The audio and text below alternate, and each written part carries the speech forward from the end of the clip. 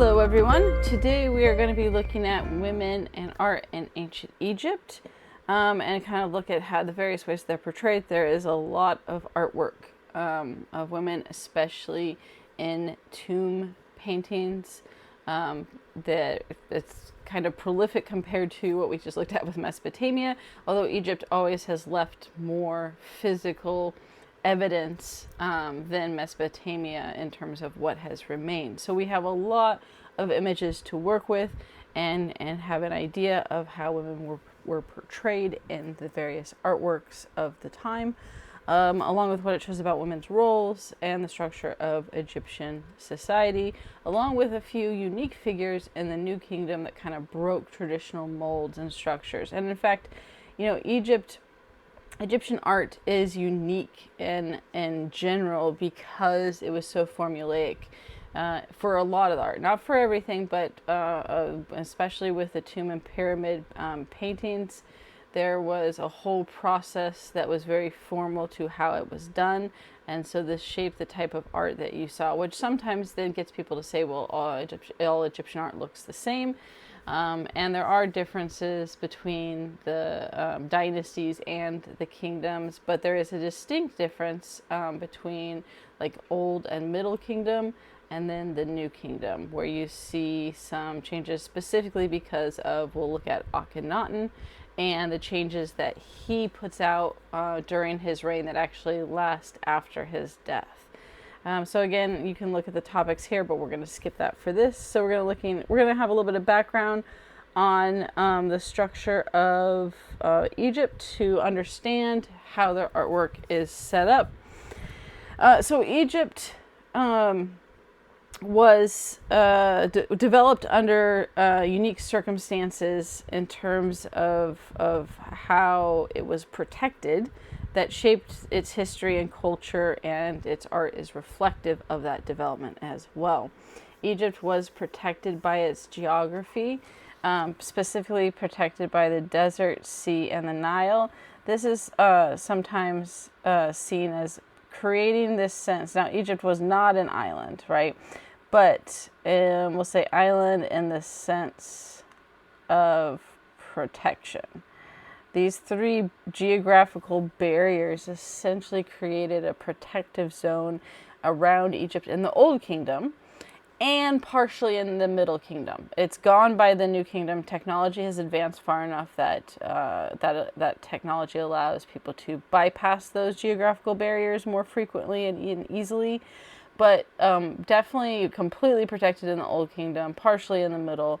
And this, especially in the Old Kingdom, shapes a lot of their belief systems, structures, and processes, because people just didn't have the resources and technology to invade and attack by the sea. The Nile was protected by cataracts, so if you were going down the Nile, you would have, from Nubia, you would have had to get out of your boats, carry them past the cataracts to get back in, and that's just not practical. And then, of course, the desert is a natural barrier in of itself, difficult to have a large army traipse through the region. What this did is it ultimately created this sense of stability that was reinforced by the Nile. So when we looked at Mesopotamia, the Tigris and the Euphrates were unpredictable. There was flash flooding. They had to create a whole bunch of systems of irrigation to utilize the resources of the rivers. And so this was reflected in their view of the gods as much more harsh and unpredictable. In Egypt, however, the Nile, they had what were called nilometers. And what this did is it actually measured the annual flooding.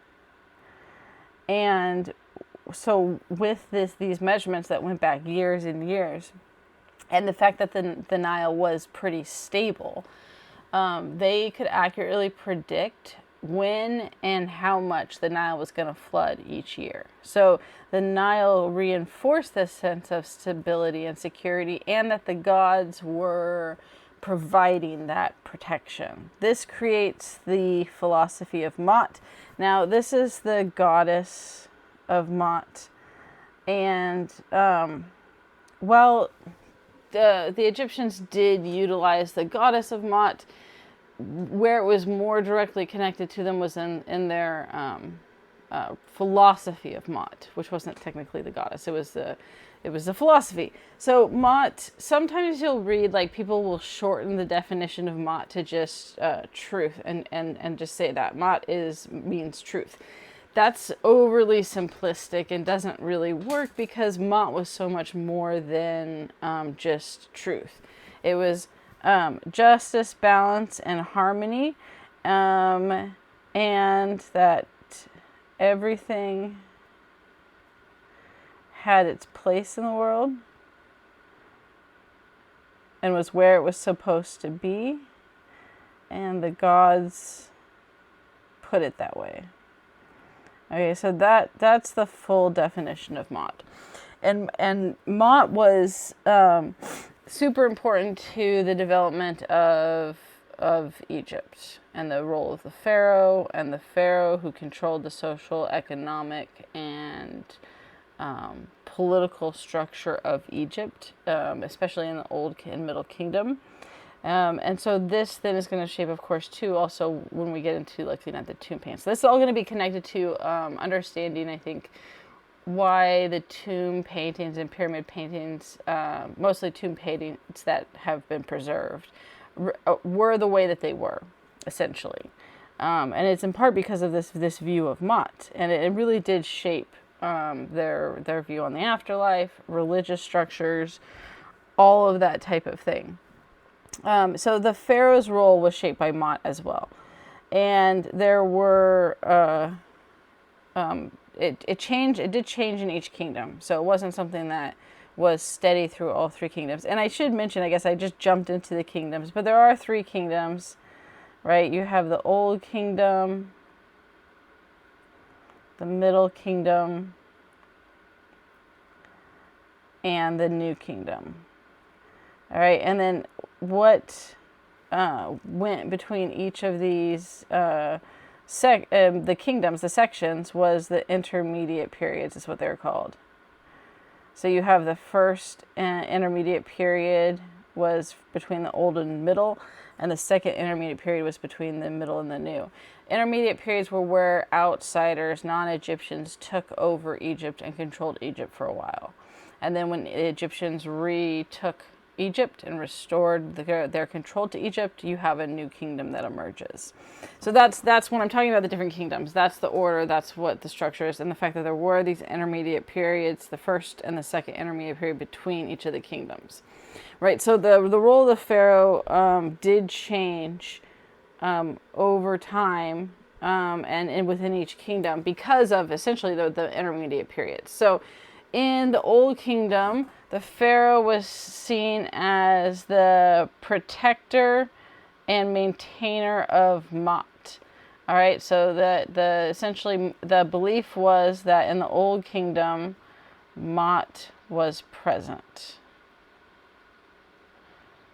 Right, and so the pharaoh's job was to maintain and protect Maat and make sure that it stayed present in society. And then you have the pharaoh in the Middle Kingdom as the restorer of Maat. And the reason it was the restorer of Maat was because Maat was seen as lost, lost with the first intermediate period. The Egyptians were very, self-centered in the sense that they saw themselves as the center of the world, and like it was devastating that outside forces would take over Egypt. So when that happened, eventually, again, the Old Kingdom lasted for quite a long time, where they were protected, where they were stable and secure. So like the first intermediate period like shattered that mentality. And so the belief was, of course, that Maat obviously had to be lost if they lost control. When they gained back control at the start of the Middle Kingdom, then Maat was restored, which is where they get we'll put here, Middle Kingdom, Maat. is restored, and the pharaoh is the restorer of Mot. Now, when the second intermediate period happened, that was kind of the end of Mot in the present world. The kind of the belief that if they've gotten taken over a second time, Mot just isn't going to exist in the current world anymore. So in the new kingdom, Mot lost in the current world, and instead it was moved to religion. So essentially they moved Mot to the new religious structures and beliefs that now took place, and then a whole new structure of the afterlife as well. And now the pharaoh was seen as a warrior. His job was to protect Egypt through a more traditional view of the role of king, which was as a warrior. Because Mot, you couldn't have the pharaoh be a warrior when Mot was present. But once Mot was no longer present in the current world, even though they did shift it to preserve it in a religious function in the afterlife, and kind of the way to get into having an afterlife, the pharaoh now had a whole new role. So the new kingdom is a significant change in these kind of structures and status. This also changed religion. The afterlife was seen as a continuation of the current world in the old kingdom. We can put that here. So we'll put this here. So in the old kingdom, the afterlife was a continuation. And not only was it a continuation of the current world, but it was, and we'll say, for the royal family.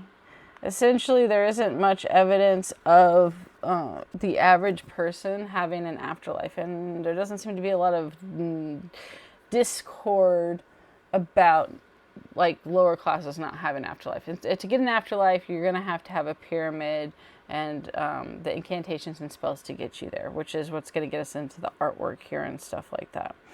In the Middle Kingdom, the afterlife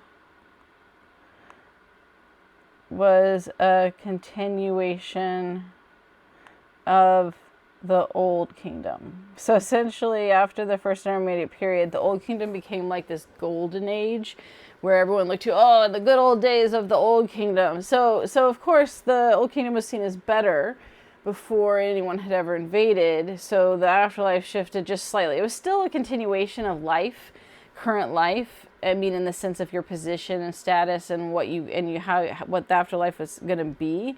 It's just now that it was seen as that it was idealized as Old Kingdom style versus the current life.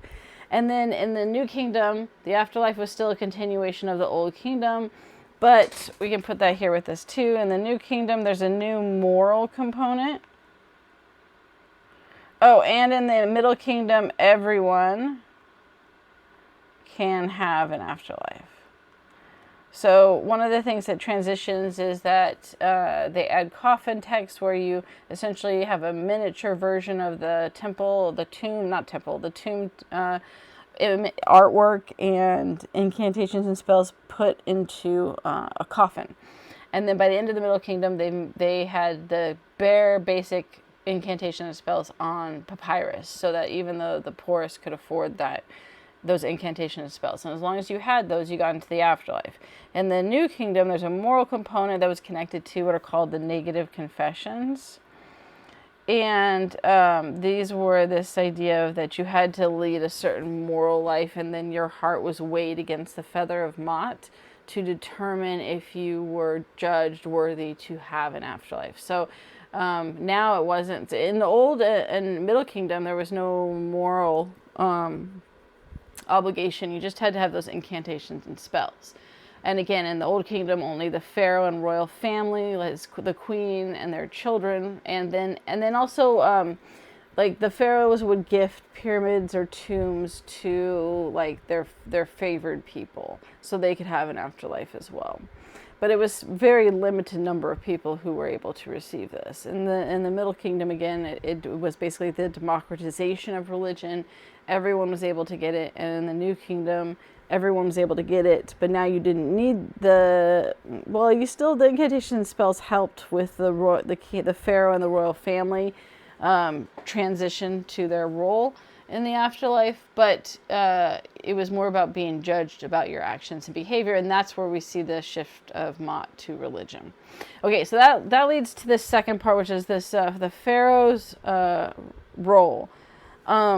Or not role, but like how they were viewed. So in this image here, you have the women. The crown of Egypt was a combination of the two crowns here of the Upper and Lower Egypt. So before Egypt became like the Old Kingdom, Egypt was divided into two kingdoms, Upper and Lower Egypt. There was a battle, they fought, and Egypt ends up being unified under one king. And so when the pharaoh or king, I just state pharaoh to designate that it's from Egypt. That term gets used a little bit later in Egyptian history, but it makes it clear that we're talking about, Egypt here. The pharaoh would be crowned at his coronation when, like, his father died and he became king. Then he was crowned, right? And when he was crowned, they were once starting at the Old Kingdom, they were then crowned by the merging of the two crowns together of Upper and Lower Egypt. So this imagery shows that, and also a kind of women's role of aiding in that coronation process. Why this is important and what its connection to art is that essentially there was the belief that the pharaoh had two bodies, both human and divine, right? And so the misconception in a lot of textbooks and books is that people will write that the pharaohs were seen as gods on earth, but that's not exactly true. And it's a little bit of a nitpick on how it develops, but it is important in understanding why there was so much emphasis on funerary art over everything else, and why everything was so centered around the pharaoh. The coronation, essentially, once they were crowned, they then were in a state of becoming divine. They were not divine yet until death. Once they died, then they were essentially transformed into that fully, once they died, they were transformed into that fully, like, divinity aspect of that. So why is this important? Because this is why the creation of the pyramids or tombs, and all of the artwork and hieroglyphs in the pyramids and tombs were so important, because those were the things that were necessary to get the pharaoh, the queen, and his family to the afterlife, where they essentially became a divine-like. And while women didn't have, like, as queens, did not have this exact view of two bodies and divinity, they almost achieved that same status through their connection to their husband, and usually the royal line or blood, where Egyptians often did practice marrying family members to keep it within that royal line. So by nature of their family, women also essentially were elevated in this almost to this status. It wasn't quite the same, but it was very close. And they certainly were also getting an afterlife, just as much as the pharaoh and his pyramid or tomb and all of the processes to get him to the afterlife. This was done for the queen and their children as well. So it was, I guess, designed, and Egypt was a patriarchal society. It was designed for the pharaoh, and yet women were active participants in being able to receive a lot of the same aspects of the afterlife. Even if they weren't fully divine, they got all the trappings of a good afterlife in the process. So the artwork served them as well, and was for them as well in that process. The pyramid, the text and artwork, it was a combination, and you can see it here, of hieroglyphs and imagery. And the hieroglyphs were usually like the incantations and spells that they needed to say in order to move on to the afterlife. Essentially, the belief was that their Ba or Ka, which essentially was a soul, right, would be what would be reading the incantations and spells, which would help them get into the afterlife with that. Now, there are several aspects of this. The best way of the best, I guess, afterlife was to have the actual physical objects there, which is why it explains how so much treasure and stuff was stuffed into these pyramids and tombs, because the goal was essentially that physical objects were the best, right, if you had them. But they didn't kill servants or their wives, and they even mummified sometimes their pets. But which is also why mummification. So the pyramid or tomb was meant to house all the things they would need to get to the afterlife. Mummification was a process of preserving the body, which was to preserve the physical component for the afterlife, because that was the best option. Which is why then again they mummified pets sometimes as well.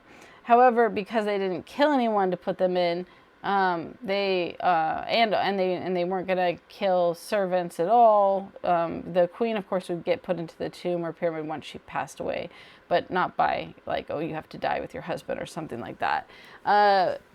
They had the secondary option, which was essentially the artwork, and this is the key. So artwork was to not replace the physical, but provide, we'll say, options when you could not have physical objects or people. Right? So if it's a continuation of the current world or the Old Kingdom, the pharaoh and his family and the queen and the children are going to want food, games, which they put, like, Senet was the favorite game, one of a well-known games you would just physically put that game in the pyramid, because it wasn't going to deteriorate. But you weren't going to put livestock, you weren't going to put fish, you weren't going to put actual slave bodies or servant bodies into the temple. And if your wife wasn't dead when you died as the pharaoh, and your children weren't dead, you weren't going to kill them and put them in right away, but you wanted them in the afterlife. So they would make artwork that depicted these people and things that were not easy to physically put into the tomb or pyramid. And then with the incantations and spells, the belief was that those things would create, I guess, a facsimile of the real thing. Now, real was always better, but second place was to still have this representation of your wife, of your servants, of food, of daily activities, things that you could not physically put into the tomb. And so that's why you have all of the artwork in, which is where a lot of our artwork for Egypt comes. And it's why so much of the artwork was focused on the pyramids and tombs. In the Old Kingdom, the majority of actually in the Old and Middle Kingdom, the majority of the artwork comes from the tombs. The pyramids don't have as many surviving images and things anymore, but this is because that was the whole goal was to make sure that the pharaoh and his wife and family got to the afterlife, and that work started as soon as he was coronated. And so it was a significantly long process that took his lifetime to finish often. And so the artwork was this creates a specific system of artwork that I mentioned, that Egyptian artwork was unique. And that's because it was super formulaic for several reasons, but most directly because it was connected to the afterlife. They used a grid-like structure so actually, first what we should say with this is that the artwork was there were specific rules that were done, and the artwork in the tombs and the pyramids was done by the priests. So there weren't specific artists, and just like in much of the ancient world, we don't have names of artists. But even in the Old and Middle Kingdom, there wasn't an emphasis on individual artists, being well known and renowned. It doesn't mean that there weren't, in normal families, lower class, common families didn't have people who created artwork and put it within their home. But almost all of the, let's say, state-sponsored artwork, that's the stuff that was preserved and has survived through the years, was all focused on the afterlife for the pharaoh and the queen and their family. Consequently, the priests were the ones that did the artwork. The other part is that it was super uniform through these rules, because the goal wasn't to have uniqueness or individualism. The goal was proper representation for having these things transferred to the afterlife, right? So they had specific poses that showed worship, offering, mourning, ready to receive offerings, praising, and then the incantations for the afterlife. So a lot of the poses that you see in the artwork were actually like we can call them standardized poses, in the sense that there were set poses for these different, to portray mourning, to portray worshiping, to portray offerings, and those weren't deviated from a lot, because the goal was to make sure that they had the necessary things they needed to have their ba or ka say and recite them and get those visual objects to the afterlife from them. So the other part was that they wanted to have any priest be able to start and stop an artwork and take over and not have it be obvious. So if you had a priest that was like going crazy doing some weird individual artwork, people would have been like, what are you doing? Because they're like, I can't copy that. You need, like, that doesn't work. It needed to be that one priest could start in the morning, another priest could take over in the afternoon, and you'd never know that multiple people worked on that artwork. It would look like it was done by a single artist. And so one of the other ways that they did this is with this grid structure. The other part is that Egyptian art was based on idealism, not realism, until the New Kingdom, which we'll get to. In the New Kingdom, artwork does add a component of realism to it, but in the Old and Middle Kingdom, artwork was based on idealism, and not like what we'll look at when we look at Greek idealism, which was about accuracy and the ideal human form. Their ideal human form was not actually realistic in any way, and so we'll look at that too. But one of the ways to be able to do this was, and you can see it here, right? They have the grid that is drawn on. And then you can see that what they would do is you would carve out just very lightly, and then this next step would be, so this is like step 1, this is step 2, and what's not shown in here is step 3 would be the painting of the artwork. And this was important in terms of being able to have any priest come in and replicate and start working on the artwork and not having it change. The other aspect of this, of course, is the way that they stood. So that when you look at the grid, there were specific measurements for the shoulders to hip to feet. And beyond that, you also had, if you notice with this image, right, and stuff, there was a particular, we'll say a series of poses or stances when even just depicting someone. So not when they're like worshiping or offering, but when they're just kind of standing there and stuff.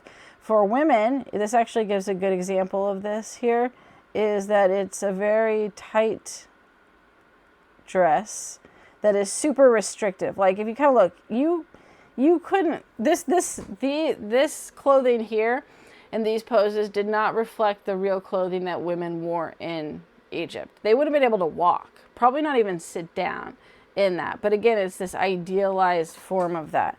But the head is always facing in portrait mode, if you will, right to it's a side profile, not face on. But then the body is forward facing. So you have side, then you have forward, and then the feet go back to the side. That's the other part with this. If you try like stand up and try standing like this, you can, but it is extremely awkward and no one stands like this. Like it's really hard, and I'd say can loosely because you can get your feet like that, but you're not moving. And you're not. Sometimes they make it look like they're walking like that. You can't walk like that. But no one stands with their head all the way turned to the side, 90 degrees or whatever, and then your body facing forward, and then your feet. No, you can't even stand fully like that. You can get, kind of in that position, but there's no way to turn you'd have to break your ankles to have the feet shift like that while your body is kind of facing forward. Then they have it maybe at a slight angle here. But it's not a normal stance. It's not a realistic stance. It's not meant to be. And then for women specifically, they often were shown in these, again, tight dresses that were not meant to be realistic as well. And then, of course, there's hierarchical scale. Hierarchical scale is used essentially to have certain figures be not to normal natural scale. They're abnormally larger than everyone else. So there's you can just make things large, but if it's to scale, then that's normal scale sizing. If you have hierarchical scales, when certain individuals are significantly larger and not to scale, so like in real life they would be giants compared to the rest of the people depicted. This is if you see this is a sign that person is important. Hierarchical scale was largely reserved for really, really important figures, most often those that were connected to the gods or were gods themselves. And Egypt used a lot of hierarchical scale. So you'll often see the pharaoh who was in the state of becoming divine in hierarchical scale. I didn't talk about it, but I have a pose of that with Ramses. This is on the temple of Ramses II. And so this is the Pharaoh Ramses, and then look down here at the figures, right? So oftentimes wives and daughters, actually two parts. Children, the Egyptians didn't, because there was an emphasis on realism, they didn't know how to draw children. Kids were always shown, daughters, sons were always shown as just small adults. So you almost created a hierarchical scale just between adults and children because they didn't know how to make children look like children. We'll see this most clearly in the New Kingdom art with Akhenaten and Nefertiti. But this is clearly hierarchical scale. It's not just like the problem Egyptians had showing adults and children. Like the women here, or the woman that's depicted here, right, is tiny compared to Ramses because he is depicted in hierarchical scale. So that's a clear example of this. And you do see the queens sometimes in hierarchical scale, especially in more formal aspects of that. So like where in tombs and pyramids, you might have the images and paintings where they're equal scale. You'll see in like formal temples and some of the more political artwork where there's a clear hierarchical scale where the queen and his children are shown in regular small scale, and the pharaoh is shown in much, much larger scale compared to them. And that was a common in the artwork as well. Besides let's go back to here for just a second. I mentioned the style of dress being too tight. Other characteristics that you tend to see in this idealized form were that women were not shown pregnant or emphasizing any aspect of the body as ever, had being given birth to children. So unlike like the fertility goddesses and things like that, or other societies that would emphasize that, Egypt did not. Women were usually shown as you can see here, very slender, and with yellowish brown skin compared to the darker reddish brown skin of men.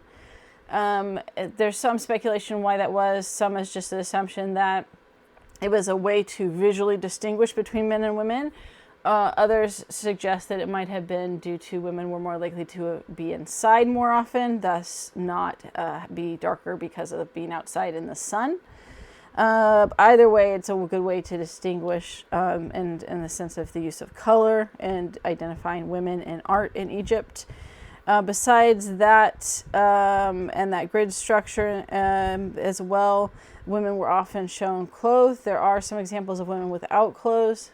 The majority, though, were women who were clothed. And again, in that unrealistic, tighter dress was very, very common structure. Okay, I want to make sure I got that. So looking at women's roles in activities in the tombs and pyramid art, if the pyramid was for, or tomb was for a queen or a female family member of the royal family, she was often depicted throughout the paintings, obviously because it was a tomb for the queen, let's say. Women, of course, were displayed as the majority of the figures in the images. And also often showed the various stages of providing and receiving offerings with family members and the gods, and kind of all of the steps that it took to get an afterlife were portrayed in that. And so, these are some of the most prominent images of women in the tomb paintings. Is everything centered around their afterlife. There would often be large depictions of them throughout the tomb, with individual portraits on many of the pillars as well. Again, a combination of them individually and then with gods. This is a good example here. You have the queen, not Nefertiti, Nefertari.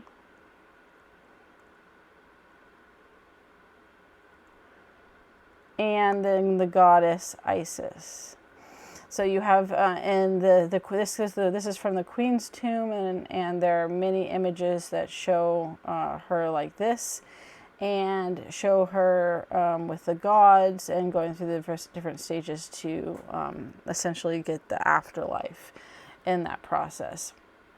One of the other things that tends to be, of course, with royal families is you can see much more of an elaborate dress. So elaborate jewelry, decorated clothing, and headdress. She has an elaborate headdress, some jewelry, makeup, and then of course her dress is both the unrealistic. So you can kind of see here, there's this base part of the dress that's really tight, but then you have an additional flowing and extra part of the dress here that you don't see in some of the other images and stuff like that. And besides this kind of, so one of the ways to always determine like if it's a queen or a child of the pharaoh is of course those things. Elaborate dress, jewelry, and headdresses are usually going to symbolize a wealthier status. You do see portraits and images in there also of wealthier women and depicted in daily life. So we can see some examples of this here.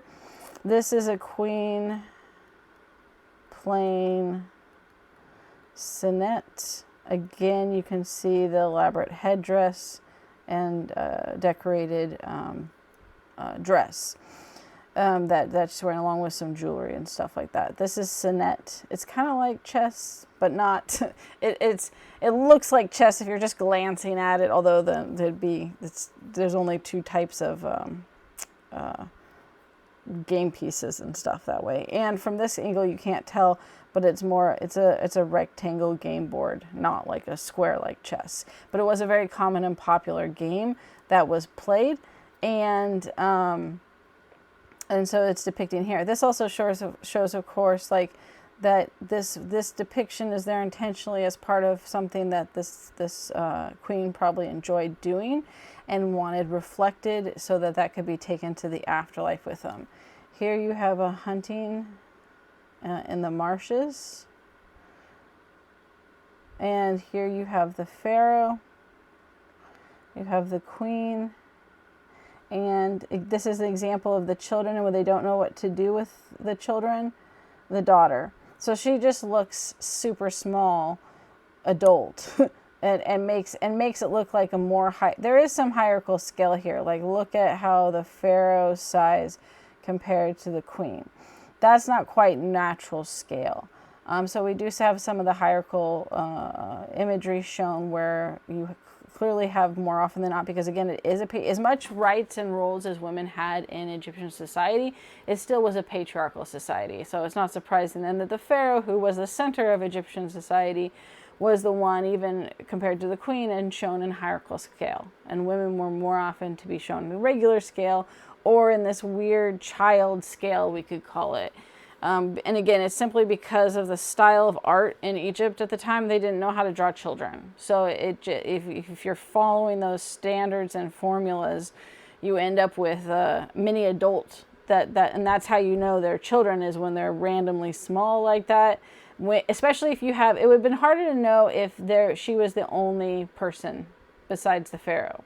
But because you have the queen next to him, and you can see she's at least larger scale than the child, this would indicate that, and we know it's his daughter underneath. Again, a lot of the Egyptian artwork helps us because they have hieroglyphs that tell us about the scene with the incantations and spells in the process. So again, the royal family also wanted daily life items. They just tended to be more elaborate and rich in their depictions and the artwork. Women are more elaborately dressed and have more items or goods around them in the artwork than, of course, lower class individuals who are doing daily work and labor. There were other activities that were shown, non-royal women in daily life, and specifically within funeral rites. Women were hired. These are professional mourners.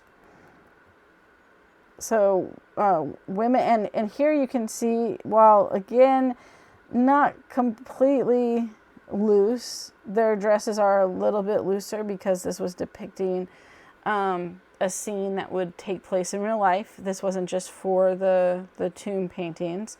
Women were hired as professional mourners who would perform in a group, wailing and crying to support the funeral rites of the dead. Often you would have a group of professional mourners, and then the women and children would also, of the family, would join in.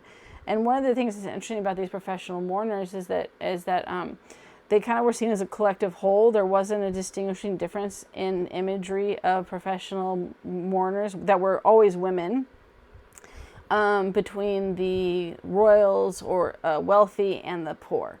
There was kind of certain dresses that took place for these professional mourners, and the families in mourning the women would often wear that clothing as well, and then they would join the professional mourners, and so they weren't distinctive based on class in the imagery and the artwork because of this practice. So this was one of the big ways that women were participating in actual funeral rites, and then this, of course, was then depicted in the artwork and shown in the procession and process for the spirit of the queen or the pharaoh to get to the afterlife.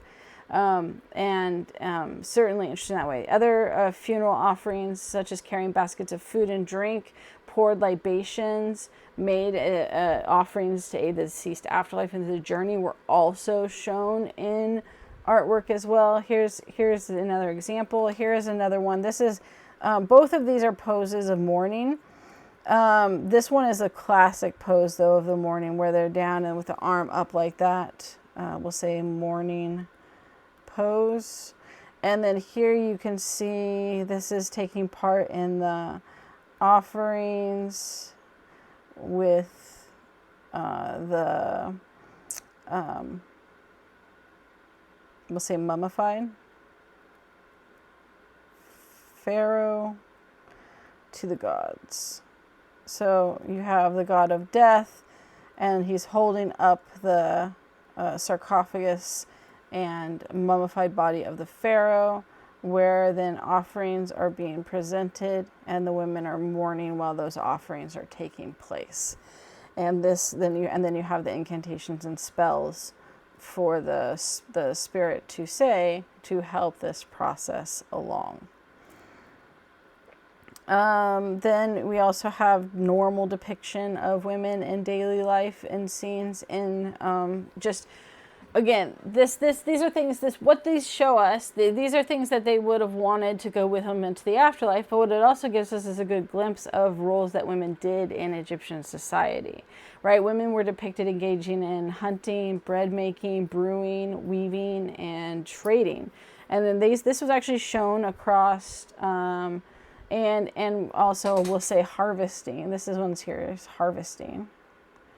Right, so they're harvesting and stuff, the grain in the process, and this was often shown too in various ways. Now, the manual labor of like bread making, brewing, and harvesting and stuff were usually lower classes. So you don't see royal women and wealthy women being depicted doing those scenes, but you do see them weaving, trading, participating in hunting and stuff like that. And so this actually shows us that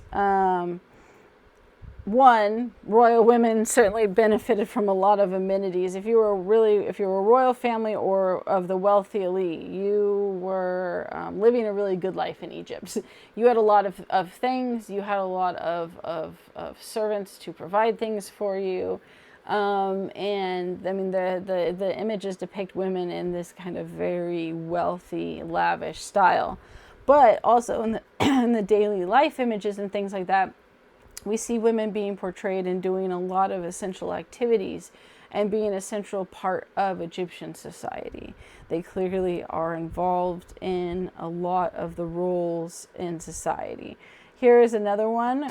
This is women with musicians and dancing. And this was women at a banquet. So here you have like a dinner party essentially taking place. This looks like it's of a little bit, middle upper class women. It doesn't look like royalty in the elite, but certainly not poor. And here you have women participating in playing music and dancing. Dancing was actually a big part of Egyptian life, and both men and women participated in dancing. And it was seen as both a form of, we can say, entertainment and connected to religious rituals. So it was done for fun. And there were definitely women who were musicians and played for entertainment. And then there were also, and women danced and basically had these parties. And at the same time, we also know that they were done specifically for religious rituals and for funerals as well. And then clearly you can see women enjoying dinner parties essentially with this scene as well. So again, it gives us a really good look at the role of women and what they were participating in doing in Egyptian society on a regular basis. The next thing we're going to look at are the statuettes depicting women. Now, they're statuettes because these are little statuettes, right? They're not big statues. These ones were meant to be portable.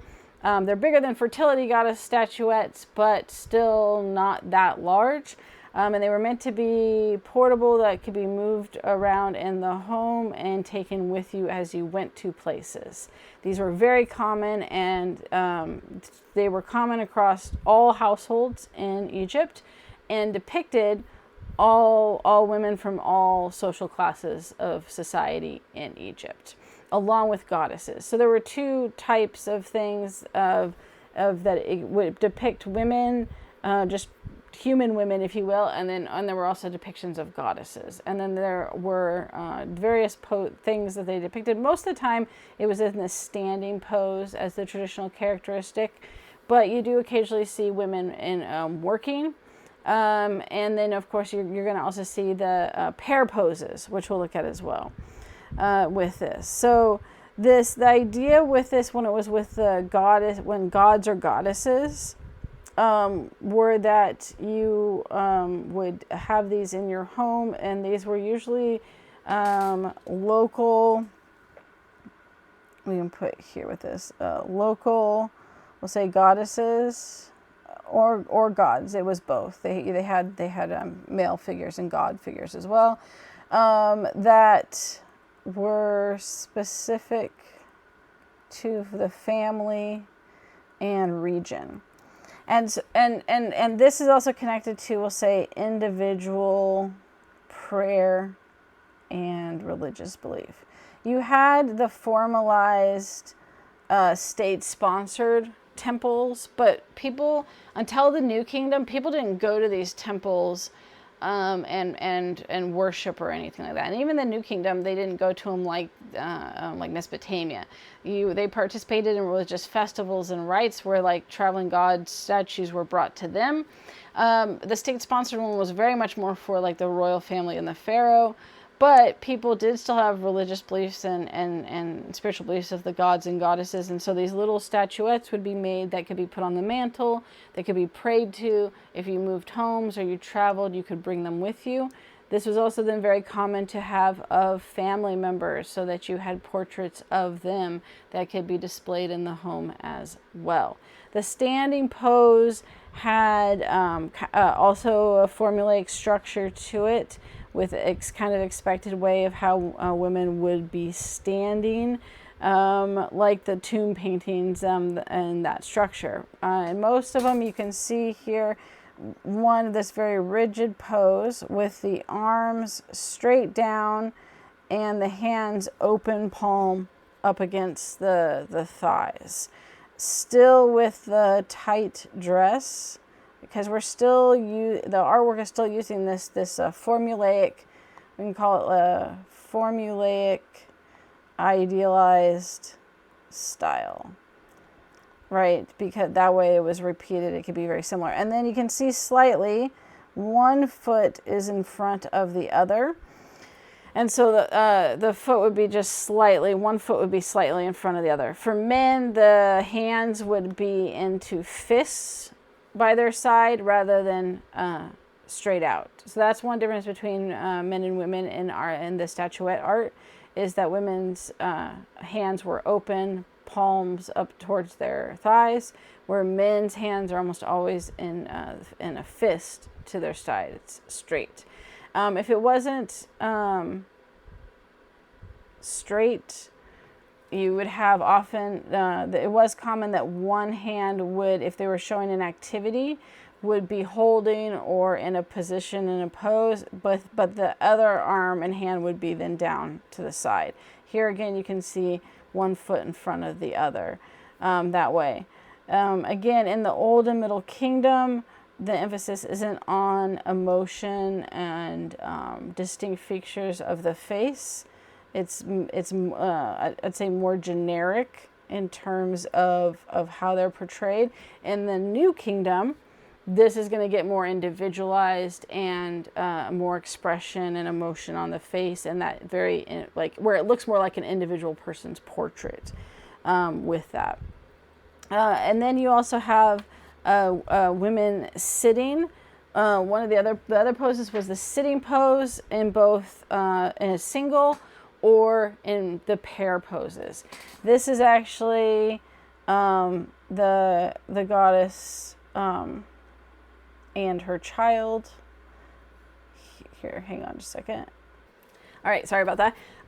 So this is Isis. This is the goddess Isis and child, her son Horus. This is one of the few instances of an action of motherhood where she is often seen breastfeeding her Horus. You don't usually have depictions of physical actions of motherhood in Egyptian art for women, except for really Isis is kind of the main goddess that you see that pop up several times. So sitting poses tended to be a little more free for gods and goddesses. Often for non-goddesses, when women were seen sitting, they would not have a child in their lap. Well, there was a separate one with children, but the children usually sat next to them in the pair poses. And the hands would usually be down, resting on their lap. All right, and again in this kind of formulaic pose. But because of goddesses tended to have a little more flexibility in how they were shown, and specific goddesses, obviously, such as Isis, there's several that are shown in of her with Horus and in participating in motherhood. Here are the sitting statues that were the pair poses or pair statues. And the pair statues were meant to represent the essentially the spiritual bond between two individuals. So you tended to see husband and wife, mother and daughter,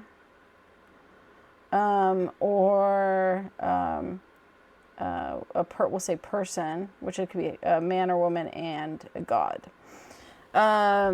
And usually that person was the pharaoh or queen, right? Because they were the ones that were most connected to the gods and stuff that way. Again, you have a lot of formulaic structure in the rigid pose. You can see again the straightness of the pose with straight back, straight up and down, looking straight ahead. Arms, each of them one arm on the lap. Here, same thing, arms on the lap. However, you'll notice the subtle aspect here of them, each with their arms touching the other person's back, or in this case, the wife here with her arm behind the husband. Same thing with it, you do have a little bit of facial features, but it's pretty basic.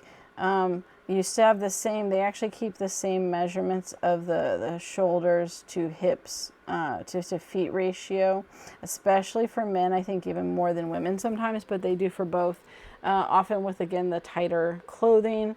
So they don't deviate from that formulaic structure, even in these other types of statuettes that were meant to be in the home and were important to show the relationship between husband and wife, or mother and daughter, or the pharaoh or queen and a god.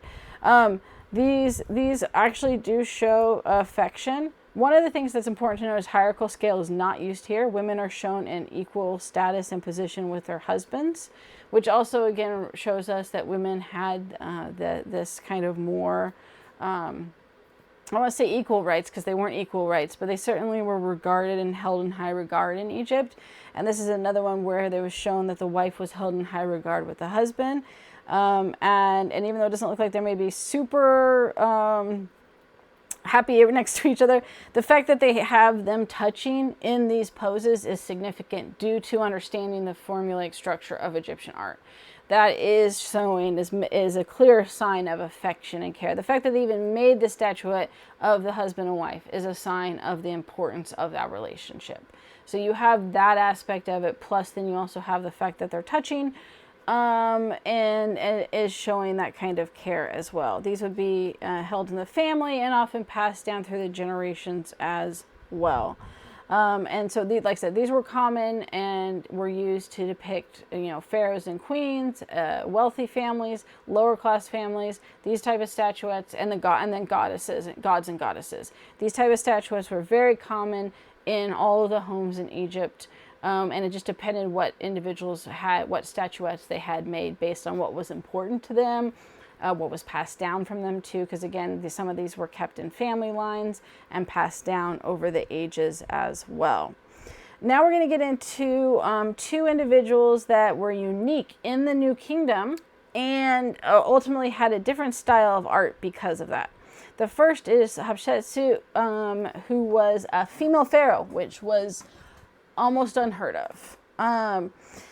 So she was one of the few artists that we know by name, in terms of, not that she necessarily was making the art herself. Again, this was largely regulated to the priest, but we know that she actively controlled and directed what art was made about her, and commissioned and oversaw the temple construction that she created as well.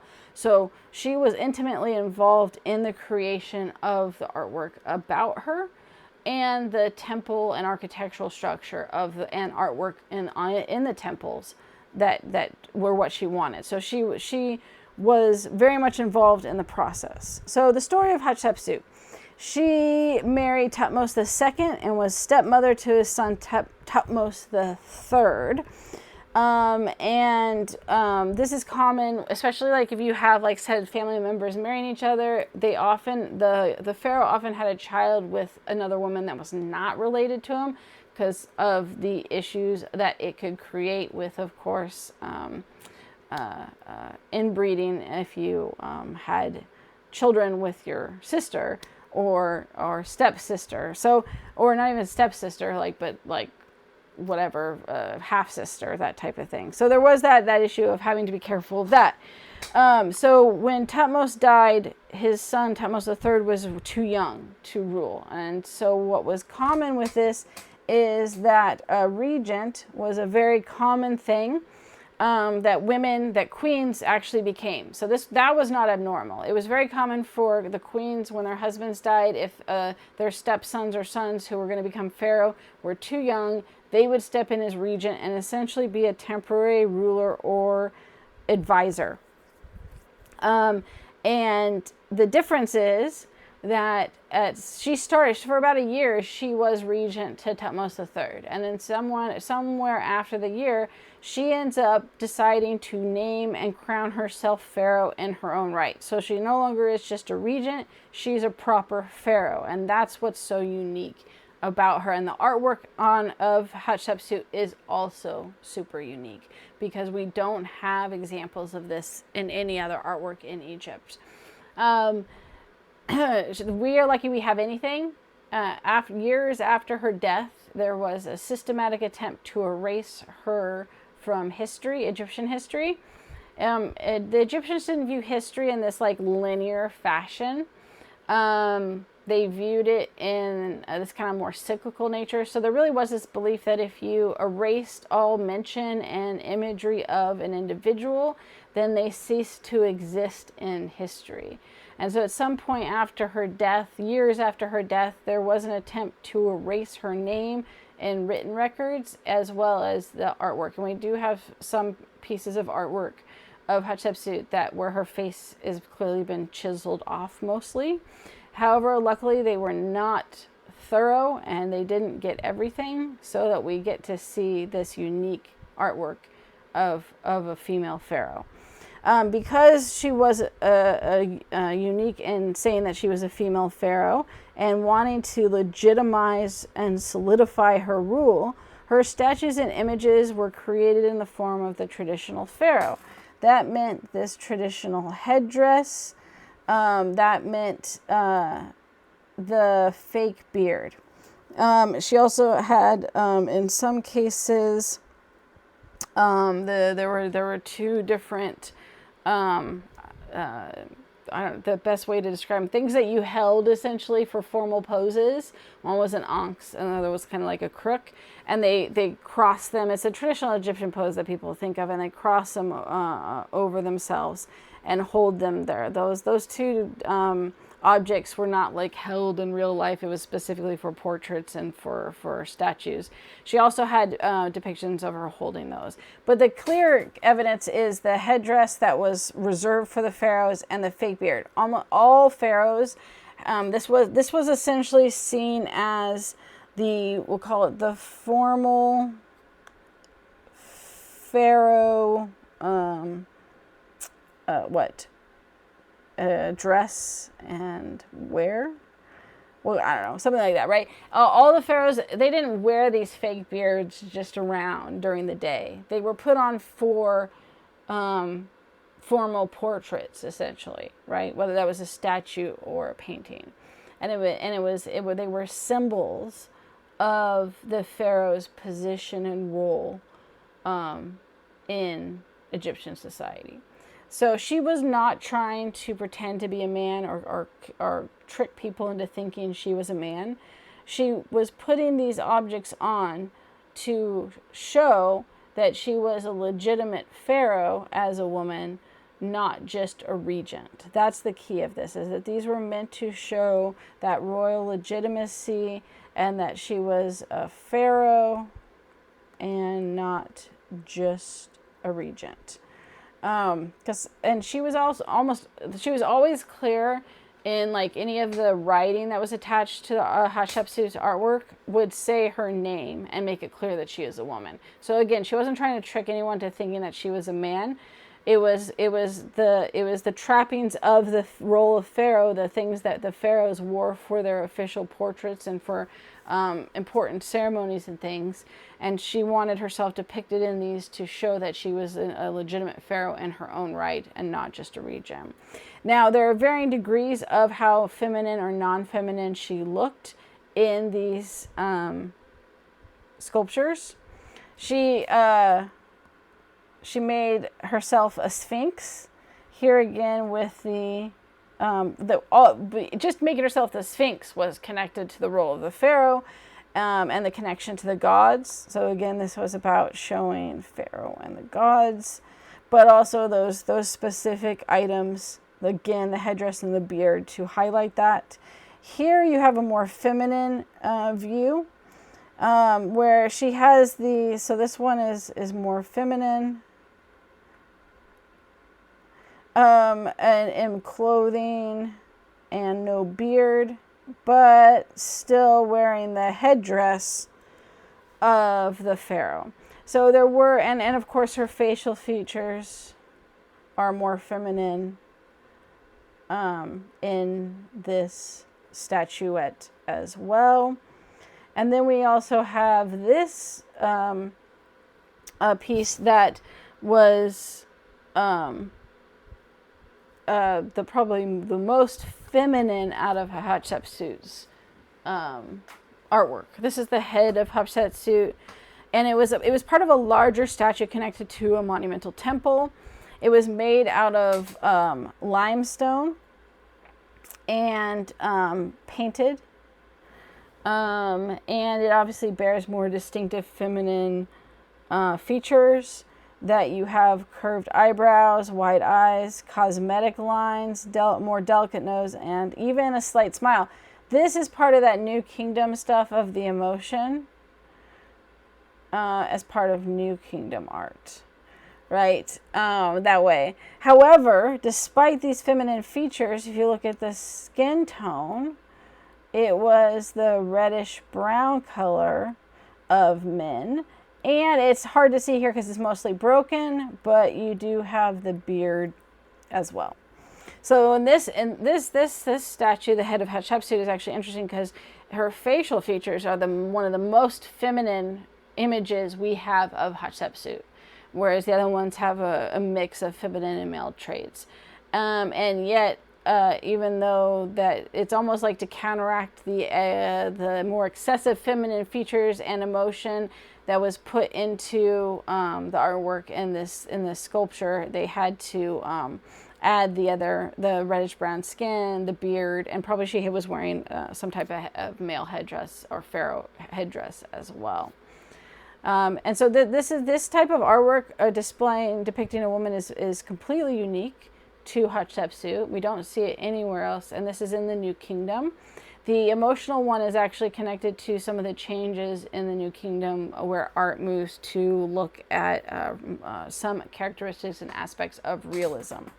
Now, another area of her artwork is actually she supervised and instructed the construction of her temple to Amun at Karnak. And this is her as well. This is super traditional. This is like the hierarchical scale. So, right, having the hierarchical scale in these large statues, that again, this is characteristically what you saw of pharaohs in the temples and designs of the larger statues that they did. Kind of like the Ramses one we saw. Not as large. Ramses, the second statues were by far some of the largest. He definitely, I don't want to say he's full of himself, but a lot of Ramses the second artwork makes him look like he's very full of himself compared to some of the other pharaohs and rulers and things like that. But this is very traditional. This kind of large scale like this, the monumentals kind of scale that was connected to hierarchical scale, what even for if women were, it was a tomb for the queen, were not shown at this scale. But because she was pharaoh and she helped construct and design the temple, she stuck with that to theme, ways that portrayed her as a pharaoh, not just a queen or regent. And even she ordered a pair of obelisks for the temple, which was an action strictly reserved for the pharaohs, and had herself presenting offerings directly to the gods, which was also reserved often for the pharaohs in the temples, not in the tombs. In the tombs, you're dead, then you're interacting with the gods. But for her to have it be in a temple where she's alive and interacting with the gods, that was connected to the pharaoh's role as well. This temple was built for the funerary cult rituals and essentially was meant to showcase Hatshepsut's achievements. Well, one of those that was a big thing that was shown was a successful trade mission to Punt, which the trade gave significant trade in incense, which are super expensive, as well as other valuable goods. And these were all prominently displayed in the artwork in her temple. And this temple is the only example of a large-scale stone architectural monument built by a female ruler. And it really emphasizes the political power and control that she wielded as a pharaoh. And she was actually seen as a very successful pharaoh, not only with her trade deals, but she did in terms of the pharaoh needs to be a warrior in the new kingdom.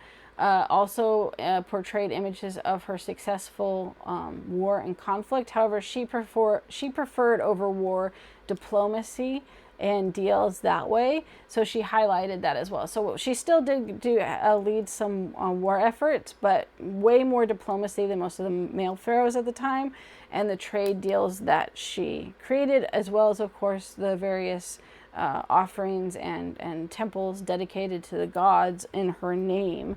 That again had been reserved for pharaohs. So during her reign, Egypt was very prosperous and largely peaceful. She really was a good ruler. When she died, there were always rumors about whether her stepson killed her, or if he was the one that chiseled out her face because he hated her. That's probably not likely at all, because from a lot of the written documents we have, Thutmose III seemed super happy and content to be a future pharaoh, but not have any other responsibility and be super wealthy, because he was still her stepson and he still lived at the palace, and he was kind of seen as a wealthy playboy in a lot of the written descriptions of him, who seemed very happy and content with his life of no responsibility. Where there might be, so the likelihood that he killed her is unlikely. The likelihood that he chiseled out her name in revenge is unlikely. However, because it was so unusual for a woman to be a pharaoh in her own right, that this could have, with her death, even though she wielded significant power in her life, with her death, Thutmose III could have been challenged by other people maybe looking to be the next pharaoh, and claim that he had no legitimacy to the throne anymore because he abdicated to Hatshepsut. So one of the ways to get rid of those rumors would be to remove her name from history, so it basically looked like it went from his father to him. Now, of course, people would know that literally didn't happen. But again, how we view this kind of structure of history, there was not a linear sense of history in Egypt, and it really was this idea: if you eradicate it within any written visual records, then it ceases to exist. They did this in the Old Kingdom with really bad pharaohs that they wanted to get rid of. They literally obliterated them in the sense of them ever existing in history. And we only have a few references of these because they were more successful at getting rid of their imagery and name in records. and pretended, and then everyone would collectively pretend as if that pharaoh did not exist. So if a pharaoh failed to maintain Ma'at in the Old Kingdom, that's what would happen to him. But it wasn't done very often. But it would explain a reasoning behind why there was an attempt to perhaps remove her image and name in some records, so that it appeared that it went from Thutmose II to Thutmose III. But all other written evidence suggests that Thutmose III was particularly content and happy to not be the ruler and let Hatshepsut take over that role. The last person we're going to look at is Akhenaten, or people is Akhenaten and Nefertiti in the New Kingdom as well, who were also super unique in their structure. So Akhenaten, he changed two things in his, and I do be careful with this word with here. He did not create monotheism in the traditional sense. His focus on his religion was monotheistic worship of Aten, the sun disk. But he didn't. No one else followed this. Okay, so I wouldn't call this a monotheistic religion. Instead, I would say that Akhenaten and his family focused on one god, that monotheistic religion of Aten. But they didn't ban or outlaw the other gods. They just stopped funding them. And this only took place during Akhenaten's reign. As soon as Akhenaten died, everyone got rid of Aten and went back to the polytheistic gods. So it really wasn't a monotheistic religion. It was a monotheistic religion of like 5 people. That's the best way to think of it. So it was not widespread. Unless they were forced to by the pharaoh participate in this, people in Egypt did not. They did not like what Akhenaten was doing with this, and it's the most evident evidence of that is the fact that they immediately went back to getting rid of Aten and going back to the traditional polytheistic gods. But he introduced 2 things. One was the shift to the religious belief in Aten, the sun disk, and then changes in art to depict more realism. Obviously, the religion did not last after his death. The change in artwork to realism did last, and it then was side by side with the formulaic art. So the Egyptians, while they adopted and started doing more realism in art, they didn't get rid of the formulaic structure. That was still important within the tombs for the afterlife and all that stuff. The belief is that why this wasn't popular with Aten is that, remember I mentioned that in the New Kingdom, everyone had an afterlife, or could, through the moral practices and things like that. It was only in the Old Kingdom that just the pharaoh and his family and close friends got an afterlife. But by the Middle Kingdom, everyone had an afterlife. And in the New Kingdom, people could get an afterlife as long as they followed the moral rules. In Akhenaten's belief system, he just basically went back to that it was only the pharaoh, and by extension of being connected to him, Nefertiti and his children, they got an afterlife. No one else gets an afterlife. No one would have cared if this was done in the Old Kingdom, but it was done in the New Kingdom. People were like, wait, what now?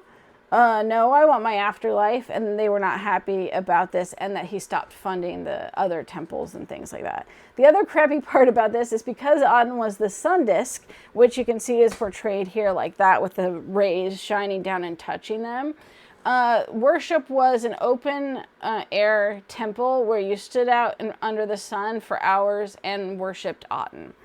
Imagine doing that in the Egyptian summer heat when it gets to like 120 degrees. It was not a fun or pleasant worship. You know, in the New Kingdom, people had gotten used to being more involved in the religion and obviously having an afterlife, and then this tried to just reject all of that, and no one was happy about that at all.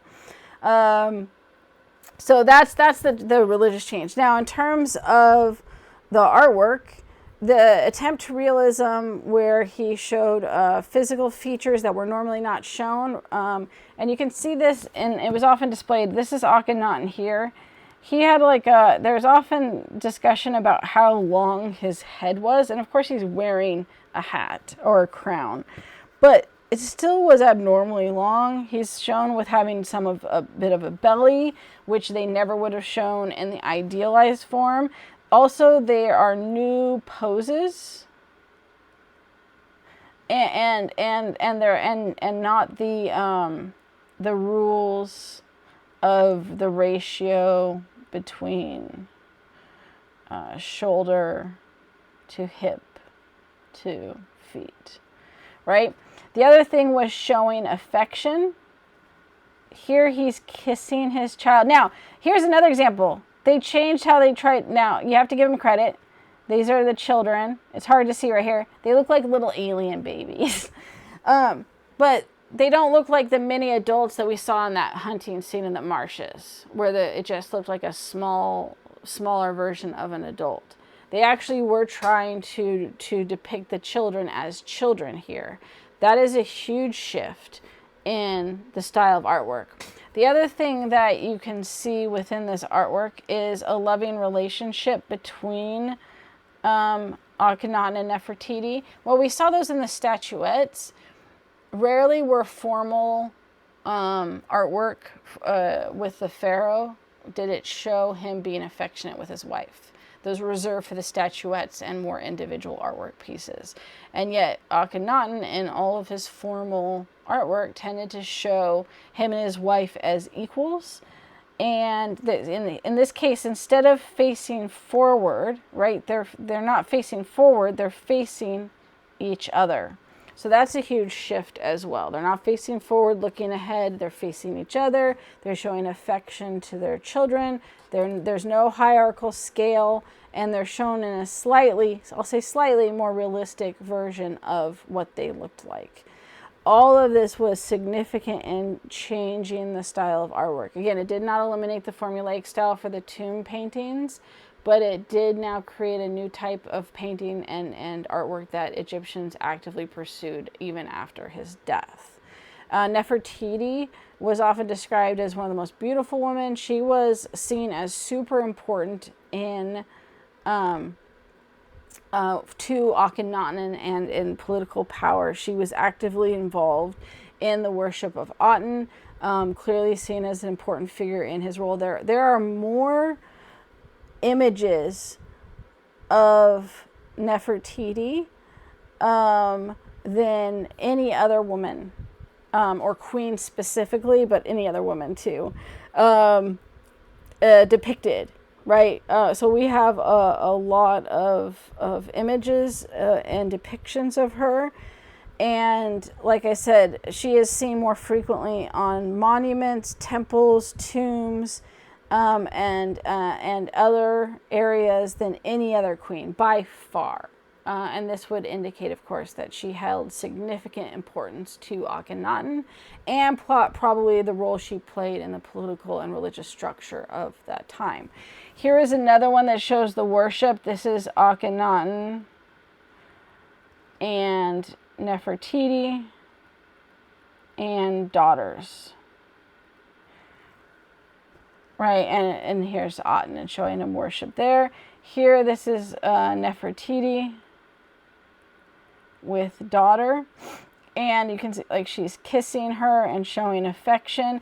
The one of the ways that you can identify her is she often wore a blue headdress. It was not the only one she wore, but it was a very common, or blue crown, blue headdress. It was a very common thing. So one distinctive feature of her was to, if she had a blue, just color her headdress blue. And here's her as well, providing offerings again to Aten. All again, which were shown out. The best example of this realism is this bust here. It is the most realistic. It is the most individualistic of all of, I think, the artwork of that time. The bust is that, like I said, that good example of that realism and that individualism with that. She is, of course, depicted with her tall blue crown. That's famous for that. Her eyes, you can see one's missing it, but were inlaid to look more realistic. And then you have, look at the around the neck, the realism in like how the body actually looks, and stuff like that. This never would have been depicted in like Old Kingdom art. But even the individualism in like her cheekbones, the smile on her face that seems to give her a lot more personality. You have the detailed paintings highlighting the makeup, the crown, the jewelry, and around her neck, of course. But also this uniqueness of that individualism, the emotion, the detail of her face, in a much more realistic. This is the best example of realism in the New Kingdom, I think, in terms of what was the change that took place because of Akhenaten. And this type of stuff was not seen prior to the New Kingdom. And again, after his death, it did continue, and women were a combination of shown in more realistic poses, with a little more facial feature definition and emotion, but also at the same time coinciding with the formulaic structure that still took place in the tombs. All right, so that's where we're going to end. Just in conclusion with this, the Egyptian art was super unique in that formulaic structure and often focused on the pharaoh and his afterlife, and yet despite those limitations, the artwork shows that women played a super important role in Egypt, even within a patriarchal society, and in fact clearly had a robust role and respect within Egyptian society that, even Mesopotamian women did not have. Women were active participants in ancient Egyptian society and held within high regard. Queens played an important political role, and their tombs and religious role, and their tombs reflected that they had value, and that participation in the political, economic, and religious cultural functions of society. Goddesses were also central to the religious cult, and female goddesses were way more numerous than in Mesopotamia. You had a lot more main female goddesses in Egypt, where Mesopotamia had just a few, which we talked about. That was one example in artwork when you don't have a lot of depictions of female deities, that women's role had shifted in a patriarchal structure. But here, even though it was a patriarchal society, the fact that there were so many goddesses depicted in artwork as well, even though I only showed a couple examples, there were a lot, and this is also highlights that women had more status and roles within society than, like, say, Mesopotamia, and then of course there's the difference of that really unique formulaic structure of depicting women.